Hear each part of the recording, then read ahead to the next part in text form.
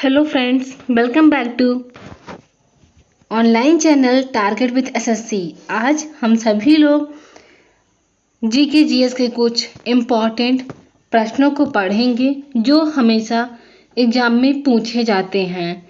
तो बढ़ते हैं अपने प्रश्नों की तरफ। आज का पहला प्रश्न, कबीर की मृत्यु कहाँ हुई थी?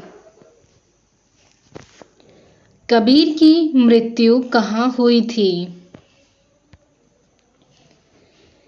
कबीर की मृत्यु मगहर, संत कबीर नगर, उत्तर प्रदेश में हुई थी। कबीर की मृत्यु मगहर, संत कबीर नगर, उत्तर प्रदेश में हुई थी। अगला प्रश्न, महाराष्ट्र में भक्ति संप्रदाय किसकी शिक्षाओं द्वारा फैला है? महाराष्ट्र में भक्ति संप्रदाय किसकी शिक्षाओं द्वारा फैला है? महाराष्ट्र में भक्ति संप्रदाय संत ज्ञानेश्वर की शिक्षाओं द्वारा फैला हुआ है। महाराष्ट्र में भक्ति संत ज्ञानेश्वर के शिक्षाओं पर फैला हुआ है। अगला प्रश्न, भक्ति आंदोलन को दक्षिणी भारत से लाकर उत्तर भारत प्रचारित करने वाले कौन थे? भक्ति आंदोलन को दक्षिणी भारत से लाकर उत्तर भारत तक प्रचारित करने वाले कौन थे? उत्तर, रामानंद।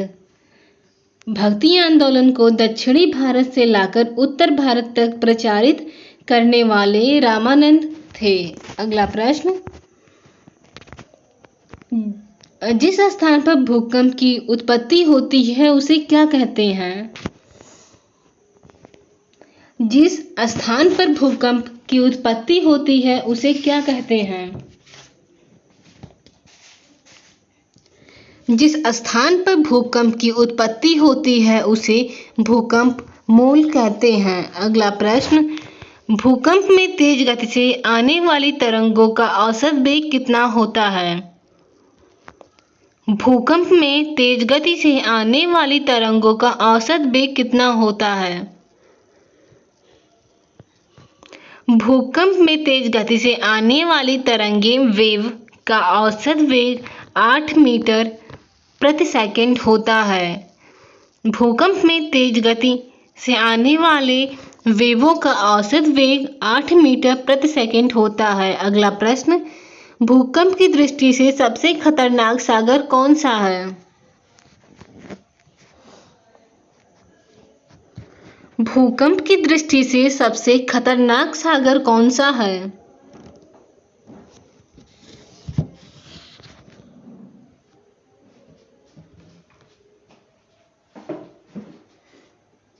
भूकंप की दृष्टि से सबसे खतरनाक सागर प्रशांत महासागर है। भूकंप की दृष्टि से सबसे खतरनाक सागर प्रशांत महासागर है। अगला प्रश्न, रिएक्टर पैमाने के अतिरिक्त अन्य किस पैमाने पर भूकंप की तीव्रता मापी जाती है?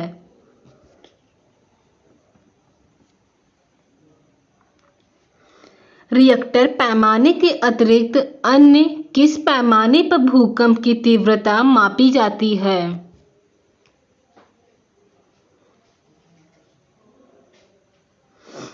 रिएक्टर पैमाने के अतिरिक्त अन्य मार्केली पैमाने पर भूकंप की तीव्रता मापी जाती है। उत्तर, रिएक्टर पैमाने के अतिरिक्त अन्य मार्केली पैमानों पर भूकंप की तीव्रता मापी जाती है। मार्केली पैमानों से पहले हम सभी लोग मापते थे, पर अब रिएक्टर पैमाना ज़्यादा प्रचलित है। अगला प्रश्न, धरातलीय भूकंप में तरंगे किसके आकार की होती हैं?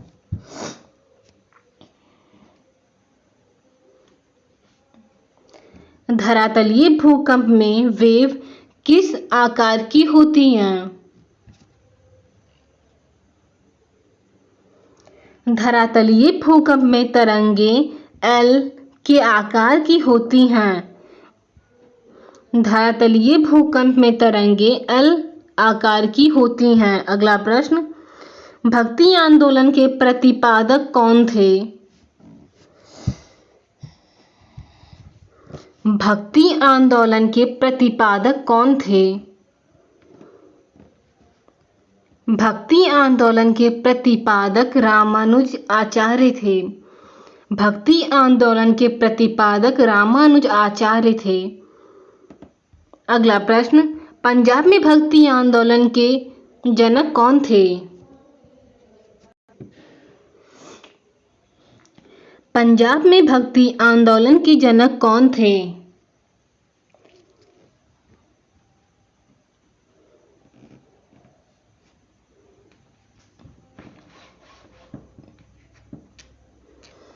पंजाब में भक्ति आंदोलन के जनक गुरु नानक देव जी थे। पंजाब में भक्ति आंदोलन के जनक गुरु नानक देव थे। अगला प्रश्न, कबीर के गुरु कौन थे? कबीर के गुरु कौन थे? कबीर के गुरु कौन थे?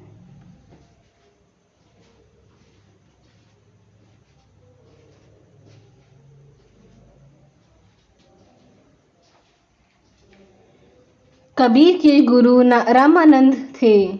रामानंद कबीर के गुरु थे। अगला प्रश्न, कबीर का जन्म कहाँ हुआ?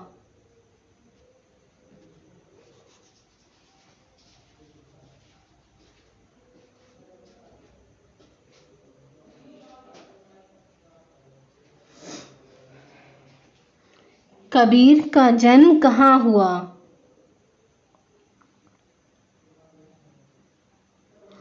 कबीर का जन्म लहरतारा काशी में हुआ। लहरतारा काशी में स्थित एक नगर है या ग्राम जिसे कह सकते हैं। कबीर का जन्म वहीं हुआ था। अगला प्रश्न, अंतःसागरीय भूकंपों द्वारा उत्पन्न समुद्री लहरों को क्या कहते हैं?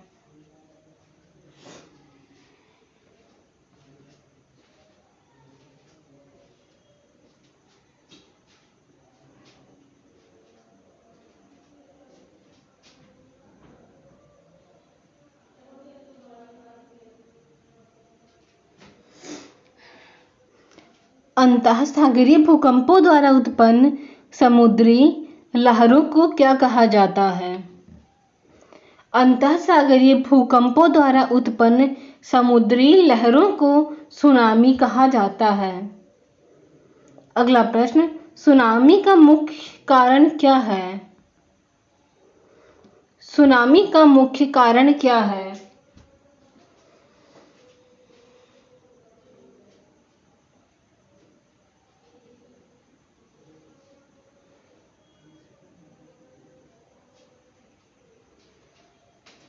सुनामी का मुख्य कारण क्या है?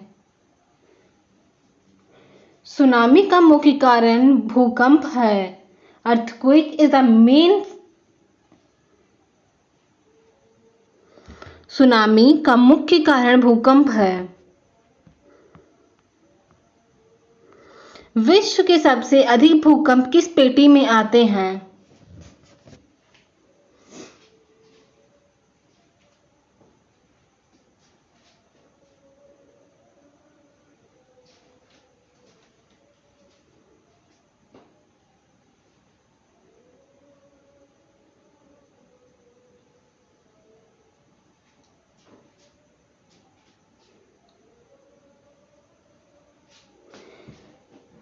विश्व के सबसे अधिक भूकंप किस पेटी में आते हैं? विश्व के सबसे अधिक भूकंप परिप्रशांत महासागरीय पेटी में आते हैं। विश्व के सबसे अधिक भूकंप परिप्रशांत महासागरीय पेटी में आते हैं। अगला प्रश्न, सुनामी किस भाषा का शब्द है? सुनामी किस भाषा का शब्द है?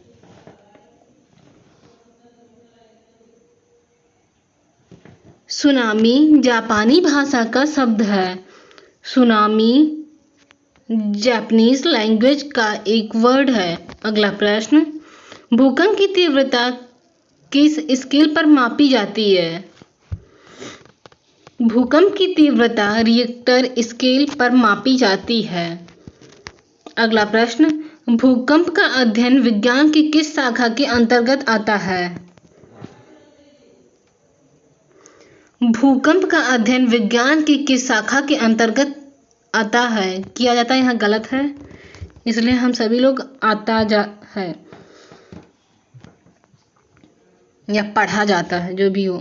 भूकंप का अध्ययन विज्ञान की सिस्मोलॉजी शाखा के अंतर्गत आता है। भूकंप का अध्ययन विज्ञान की सिस्मोलॉजी शाखा के अंतर्गत आता है। अगला प्रश्न, सिस्मोग्राफ किसे मापने के लिए प्रयोग किया जाता है? सिस्मोग्राफ किसे मापने के लिए प्रयोग किया जाता है?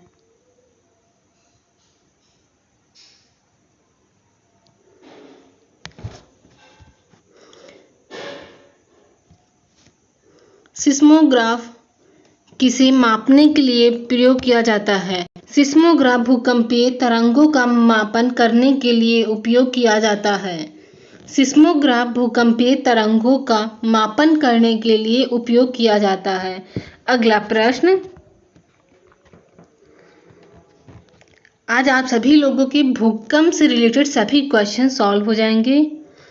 समान बर्बादी वाले स्थानों को मिलाने वाली रेखा क्या कहलाती है? समान बर्बादी वाले स्थानों को मिलाने वाली रेखा क्या कहलाती है?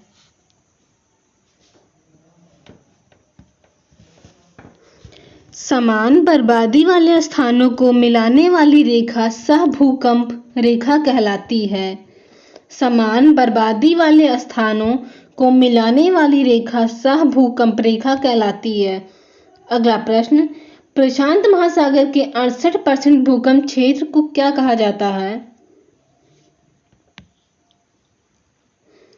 प्रशांत महासागर के 68% भूकंप क्षेत्र को क्या कहा जाता है? प्रशांत महासागर के 68% भूकंप क्षेत्र को अग्निवलय कहा जाता है।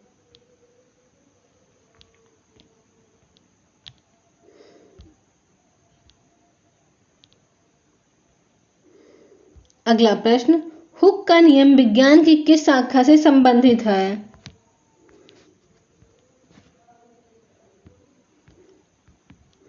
हुक का नियम विज्ञान की किस शाखा से संबंधित है? हुक का नियम विज्ञान की भौतिकी विज्ञान से संबंधित है। हुक का नियम विज्ञान के भौतिक विज्ञान के शाखा से संबंधित है। अगला प्रश्न, डॉपलर प्रभाव किस क्षेत्र से संबंधित है? डॉपलर इफेक्ट किस क्षेत्र से संबंधित है?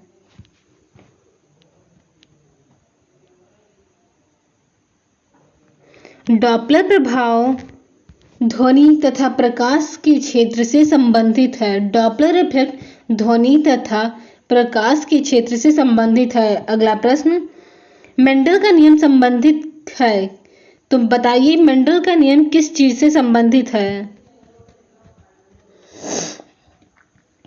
मेंडल का नियम किस चीज से संबंधित है? मेंडल का नियम आनुवंशिकता से संबंधित है। अगला प्रश्न, स्टील पर जिंक की परत चढ़ाने को क्या कहते हैं? स्टील पर जिंक की लेयर चढ़ाने को क्या कहते हैं?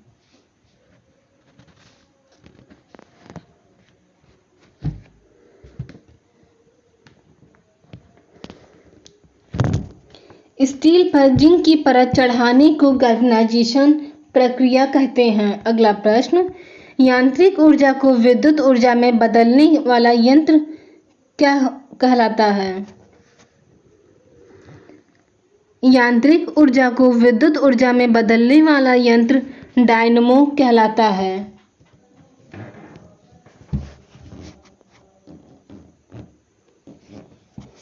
सूक्ष्म कणों की किस द्रव या गैस में दिशाहीन स्वच्छंद गति को कहते हैं? सूक्ष्म कणों की किस द्रव या गैस में दिशाहीन स्वच्छंद गति को कहते हैं?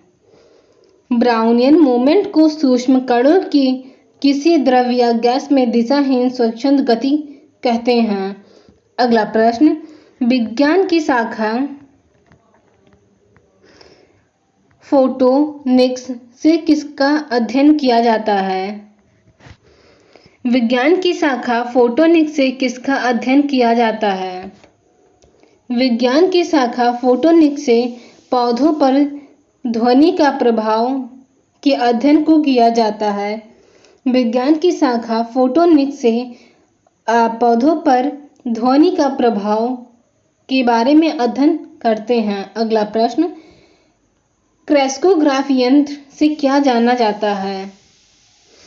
क्रेस्कोग्राफ यंत्र से क्या जाना जाता है? क्रेस्कोग्राफ यंत्र से पौधों के बढ़ने की दर को मापा जाता है। अगला प्रश्न, प्रोटीन किनसे मिलकर बने हुए होते हैं? प्रोटीन किनसे मिलकर बने हुए होते हैं? प्रोटीन अमीनो अम्लों से मिलकर बने हुए होते हैं। प्रोटीन अमीनो अम्ल से मिलकर बने हुए होते हैं। अगला प्रश्न, नोबल गैस किस अन्य परमाणु से क्रिया क्यों नहीं करता? नोबल गैस किसी अन्य परमाणु से क्रिया क्यों नहीं करता?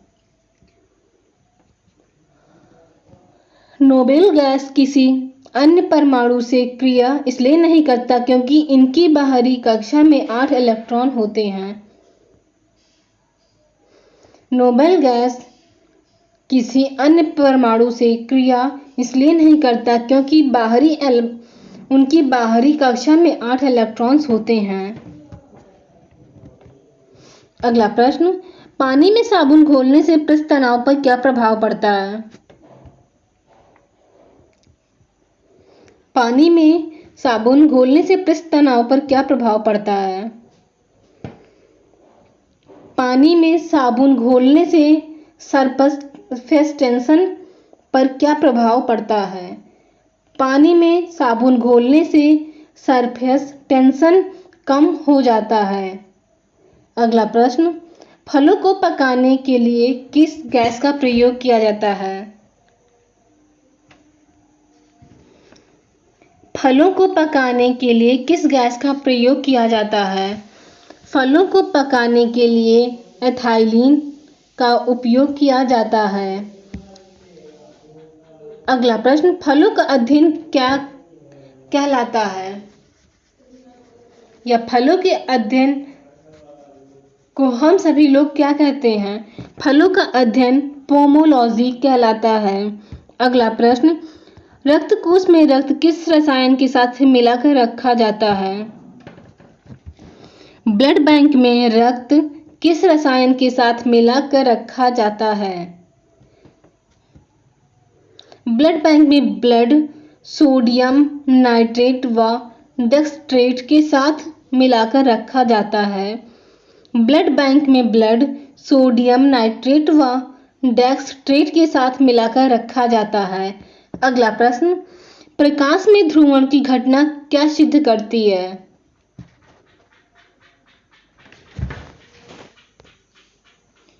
प्रकाश में ध्रुवण की घटना प्रकाश की तरंगें अनुप्रस्थ तरंगें होती हैं यह सिद्ध करती हैं। प्रकाश में ध्रुवण की घटना प्रकाश की तरंग अनुप्रस्थ तरंगों की होती है। अगला प्रश्न, एक प्रकाश वर्ष में होते हैं। एक प्रकाश वर्ष 9.46 गुणे 1012 किलोमीटर होता है। एक प्रकाश वर्ष 9.46 गुणे 1012 किलोमीटर होता है। अगला प्रश्न, फोटोग्राफी में प्रयोग की जाने वाली हाइपोविलियन का रासायनिक नाम क्या है? फोटोग्राफी में प्रयोग किए जाने वाले हाइपोविलियन का रासायनिक नाम क्या है? फोटोग्राफी में प्रयोग किए जाने वाले हाइपोविलियन का रासायनिक नाम सोडियम थायोसल्फेट है। अगला प्रश्न, पेलेग्रा रोग किसकी कमी के कारण होता है? पेलेग्रा रोग किसकी कमी के कारण होता है? पेलेग्रा रोग विटामिन B3 की कमी के कारण होता है। विटामिन B3 का रासायनिक नाम नियासिन है। अगला प्रश्न, चंद्रमा के तल से आकाश का काला दिखना किस कारण से होता है? चंद्रमा के तल से आकाश का काला रंग दिखना किस कारण से होता है? तो आकाश का काला रंग दिखना प्रकाश का प्रकीर्णन के कारण होता है। खसरा होने का कारण क्या है? मीजल्स के कॉजेज क्या हैं? तो खसरा रोग वायरस के कारण होता है। अगला प्रश्न, सामान्य स्थितियों में हृदय से आने वाले रक्त का कितना प्रतिशत भाग गुर्दे को मिलता है? सामान्य स्थितियों में हृदय से आने वाले रक्त का कितना प्रतिशत भाग गुर्दे को मिलता है? तो 24% भाग गुर्दे को हृदय से रक्त मिलता है। अगला प्रश्न, तारा बनने की प्रक्रिया का प्रारंभ किन गैसों से होता है? तारा बनने की प्रक्रिया का प्रारंभ हाइड्रोजन व हीलियम गैसों से होता है। अगला प्रश्न, कृत्रिम उपग्रह में ऊर्जा का स्रोत क्या होता है? कृत्रिम उपग्रह में ऊर्जा का स्रोत क्या होता है? कृत्रिम उपग्रह में ऊर्जा का स्रोत सौर बैटरी होती है, सोलर बैटरी। अगला प्रश्न, आकाश का सबसे चमकीला सितारा है? आकाश का सबसे चमकीला सितारा साइरस है। अगला प्रश्न, ऑक्सीजन की क्रिया में इलेक्ट्रॉनों में क्या होता है, लाभ या हानि? ऑक्सीजन की क्रिया में इलेक्ट्रॉन लाभ में होते हैं या हानि में? तो लाभ तो होता नहीं है क्योंकि उसका कारण हो जाता है, इसीलिए क्रिया में इलेक्ट्रॉनों में हानि होता है। अगला प्रश्न, भारत में स्थापित पहला राष्ट्रीय उद्यान कौन सा है?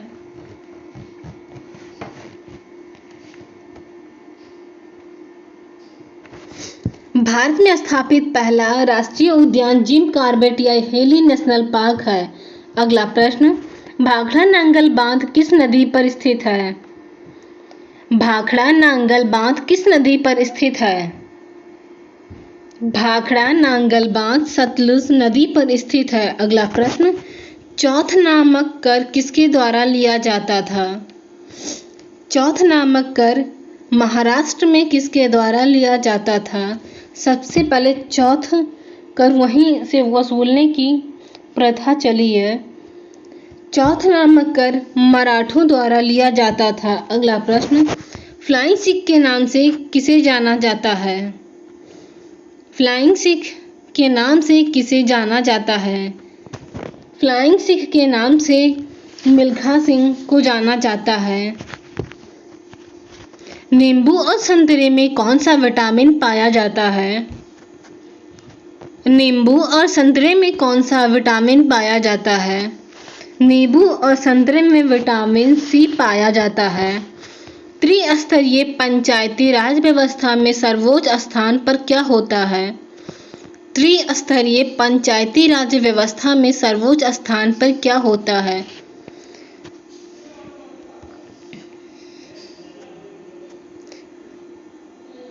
थ्री टियर पंचायत राज में सबसे ऊंचा या सर्वोच्च स्थान जिला परिषद का होता है। अगला प्रश्न, भारतीय मानक समय आधारित है।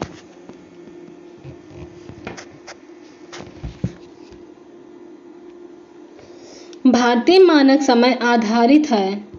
भारतीय मानक समय 82 डिग्री 30 मिनट पूर्वी देशांतर पर। अगला प्रश्न, पृथ्वी के नजदीक वायुमंडल की सबसे निचली परत है। पृथ्वी के नजदीक वायुमंडल की सबसे निचली परत है। पृथ्वी के नजदीक वायुमंडल की सबसे निचली परत क्षोभ मंडल है। अगला प्रश्न, भारत का कौन सा राज्य चाय उत्पादन के लिए जाना जाता है? भारत का कौन सा राज्य चाय उत्पादन के लिए जाना जाता है? असम राज्य चाय उत्पादन के लिए भारत में जाना जाता है। आज के लिए बस इतना ही प्रश्न रखते हैं। मिलते हैं अगले सेशन में नए नए प्रश्नों के साथ। आशा करते हैं आप सभी लोगों को ये सेशन अच्छा लगा होगा और आप सभी लोग हमारे चैनल को लाइक करेंगे, शेयर करेंगे और चैनल को सब्सक्राइब करेंगे। Thank you so much.